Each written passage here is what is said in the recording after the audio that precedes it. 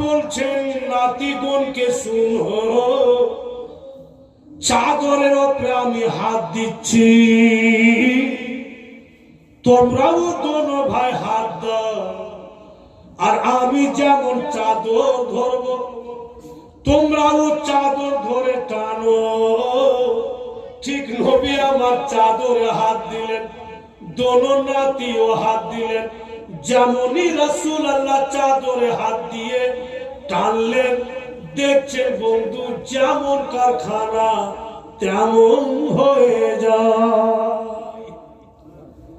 এখানে বন্ধু করিল আমার দিল খুলে বলতে ইচ্ছা করছে, আজকে হাসনান কারিমায় নবীর নাতি জান্নাতি জওয়ান গণের সরদার যতক্ষণ খানাতে চাদরে হাত দেয়নি, নবী পাকের সঙ্গে খানার চাঁদ মানে রং কালো ছিল, আর যখনই হাত দিলেন তো খানার রং ঘুরে আসলো। সেই রূপ হাসনান কারিমানের ইশক মুহাব্বত যদি দিল থেকে বের করে দিই, দিলের মধ্যে উনাদের মুহাব্বত না রাখি, ঈমান বন্ধু অন্ধকার হয়ে যাবে। ঠিক লোকজন খেলো, সবাই কিন্তু পেট ভরে খেলো, খেয়ে কিন্তু সবাই আপনা আপনা বাড়ি চলে যায়। আর দেখেন বাপুর দিল ছোঁয়া কথা, হযরত আলী বাড়ি গিয়ে বিছানাতে এক দিবসে লম্বা হয়ে আছে।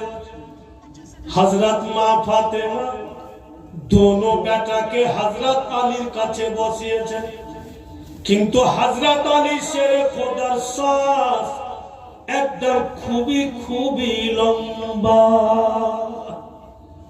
দৌড় দিয়ে গেলেন হযরত মা ফাতেমা, গিয়ে নিজের স্বামীর পাশে বসলেন।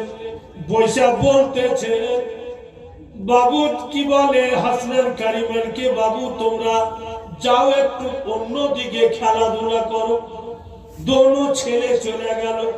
এবার বলছেন মা ফাতেমা হযরত আলীর মাথা টিপছেন আর বলছেন, স্বামী গো আপনার শ্বাস এত লম্বা কেন?